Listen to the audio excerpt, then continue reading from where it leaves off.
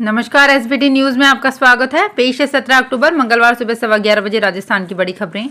Bharatiya Janata party के राष्ट्रीय अध्यक्ष जयप्रकाश नड्डा सोमवार सुबह उदयपुर पहुंचे। भाजपा पदाधिकारियों और कार्यकर्ताओं की बैठक में राष्ट्रीय अध्यक्ष नड्डा ने चुनाव जीतने का मंत्र दिया। पहले अध्यक्षों से रिपोर्ट कार्ड ली, संगठन की ताकत पर ज्यादा जोर दिया। जेपी नड्डा ने सभी से चुनाव जीतने को लेकर संगठन की तैयारियां जानी और नीचे के स्तर पर चुनाव जीतने के लिए कई टिप्स भी दिए। इसमें सबसे अहम बूथ मैनेजमेंट पर था। उन्होंने कहा कि बूथ पर पूरी तैयारी करनी होगी और बूथ की ग्रेडिंग पर भी पूरा फोकस करना होगा। मुख्यमंत्री अशोक गहलोत ने कहा है कि मोदी की पूर्व मुख्यमंत्री वसुंधरा राजे से बनती नहीं है। ऐसे में राजस्थान की जनता के साथ धोखा क्यों किया जा रहा है। सीएम गहलोत सोमवार को यहां कांग्रेस के पूर्वी राजस्थान नहर परियोजना जन जागरण अभियान की शुरुआत के अवसर पर जनसभा को संबोधित कर रहे थे। उन्होंने कहा कि इनकी श्रीमती राजे से बनती नहीं है और ये इनका घरेलू मामला है। हम इसमें कुछ नहीं कहना चाहते हैं, लेकिन इनका गुस्सा श्रीमती राजे पर है तो फिर राजस्थान की जनता से धोखा क्यों किया जा रहा है। उन्होंने कहा कि केंद्र सरकार ईआरसीबी को राष्ट्रीय परियोजना घोषित क्यों नहीं कर रही है, जबकि इससे हजारों हेक्टेयर में सिंचाई और 13 जिलों के लोगों को पीने का पानी मिलेगा। जयपुर के फेमस रावत स्वीट्स के स्टोर्स पर सोमवार को आयकर विभाग ने सर्वे किया। विभाग को आय को लेकर अनियमितता की जानकारी मिली थी। इस पर सोमवार को 50 से अधिक अधिकारियों ने सर्वे शुरू किया। जोधपुर में 2 जगह पर और जयपुर में 4 जगह पर सर्वे चल रहा है। आईटी की टीम ने दिन में करीब 3:30 पर सर्वे शुरू किया। रावत स्वीट्स के बारे में आईटी को पहले भी शिकायत मिली थी। इसके आधार पर आईटी की टीम ने जांच की। प्रधानमंत्री नरेंद्र मोदी ने देश में नदी और नहरों के रास्ते जल परिवहन के क्षेत्र की तस्वीर में हो रहे महत्वपूर्ण परिवर्तनों को महत्वपूर्ण बताया है।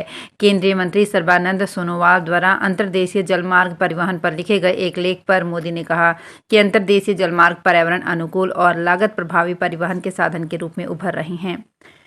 उच्चतम न्यायालय समलैंगिक विवाह को कानूनी मान्यता देने की गुहार लगाने वाली याचिकाओं पर आज मंगलवार को अपना फैसला सुनाएगा। मुख्य न्यायाधीश डीवाई चंद्रचूड़ की अध्यक्षता वाली 5 सदस्यीय संविधान पीठ अपना फैसला सुनाएगी। 18 अक्टूबर के बाद राजस्थान कांग्रेस की पहली सूची आएगी। पीसीसी चीफ गोविंद सिंह डोटासरा ने कहा कि 18 अक्टूबर को सेंट्रल इलेक्शन कमीशन की बैठक होगी। बैठक के बाद पहली सूची जारी होगी। बीजेपी प्रत्याशियों की दूसरी लिस्ट से पहले सोमवार को बीजेपी के राष्ट्रीय अध्यक्ष जेपी नड्डा राजस्थान के दौरे पर हैं। नड्डा ने पहले उदयपुर संभाग की बैठक ली। जोधपुर में संभाग स्तरीय नेताओं की बैठक में फिर पहुंचे।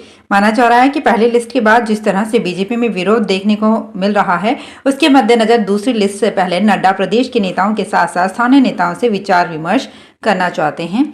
वहीं पहली लिस्ट के बाद जिन सीटों पर विरोध ज्यादा देखने को मिल रहा है, वहां भी डैमेज कंट्रोल के प्रयास रहेंगे। राजस्थान के पूर्व डेप्यूटी सीएम सचिन पायलट ने सोमवार को दिल्ली कैंट में टेरिटोरियल आर्मी में कैप्टन से मेजर पद पर प्रमोशन के लिए हुई परीक्षा में भाग लिया। परीक्षा का रिजल्ट जल्द आएगा। इसमें सफल होने के बाद पायलट टेरिटोरियल आर्मी में मेजर पद पर प्रमोट हो जाएंगे। पायलट भी कैप्टन हैं। पायलट ने दिल्ली कैंट में प्रमोशन परीक्षा में शामिल होने के बाद अपनी यूनिट के अफसरों से मुलाकात की। पायलट ने यूनिट के अफसरों और जवानों के साथ काफी समय बिताया। प्रमोशन परीक्षा देने के कारण ही पायलट 12 में ईस्टर्न राजस्थान कैनाल प्रोजेक्ट को लेकर कांग्रेस के अभियान की लॉन्चिंग पर मल्लिकार्जुन खड़गे की सभा में शामिल नहीं हुए। विजयपाल रिछपाल मिर्धा के समर्थकों के बीच अदावत बढ़ती जा रही है। सोमवार को भी बेनीवाल और मिर्धा के समर्थक आपस में उलझ गए। बात हाथापाई तक पहुंच गई। मौके पर मौजूद पुलिस के जवानों ने दोनों के समर्थकों को अलग अलग किया। मामला जिले के डेगाना में सोमवार शाम करीब 6:30 बजे का है। दरअसल राष्ट्रीय लोकतांत्रिक पार्टी सत्ता संकल्प परिवर्तन यात्रा निकाल रही थी, जो सोमवार शाम करीब 4 बजे डेगाना पहुंची। इस दौरान पार्टी सुप्रीमो हनुमान बेनीवाल ने रोड शो किया, जो नागौर फाटक से शुरू होकर चिल्ड्रन पार्क में समाप्त हुआ। समर्पण संस्था की ओर से राष्ट्र स्तरीय समर्पण समाज गौरव 2023 सम्मान समारोह का आयोजन जयपुर में किया जाएगा। ये कार्यक्रम दुर्गापुरा स्थित राज्य कृषि प्रबंध संस्थान के सियाम ऑडिटोरियम में 22 अक्टूबर को आयोजित किया जाएगा। इसमें देश भर की उन हस्तियों को सम्मानित किया जाएगा जिन्होंने अपने क्षेत्र में अलग पहचान बनाई है।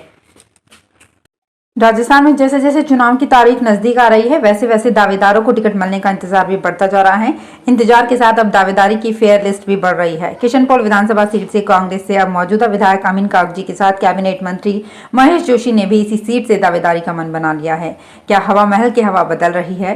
क्या इसलिए मंत्री जी दूसरी सीट से कर रहे हैं दावेदारी? हवा महल का सर्वे कांग्रेस के पक्ष में और जलदाय मंत्री महेश जोशी के खिलाफ आने के बाद 4 दीवारी की सियासत बदल सकती है, ऐसा हो सकता है।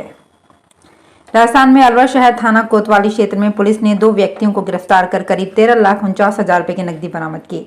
जिला पुलिस अधीक्षक आनंद शर्मा ने बताया कि विधानसभा आम चुनाव के मद्देनजर जिला पुलिस द्वारा विशेष अभियान चलाया जाकर नाकाबंदी एवं सघन चेकिंग की जा रही है। इसी दौरान एसएचओ कोतवाली नरेश कुमार शर्मा को मुखबिर से सूचना मिली कि गुजरात से 2 व्यक्ति ट्रेन में अवैध कैश लेकर आ रहे हैं।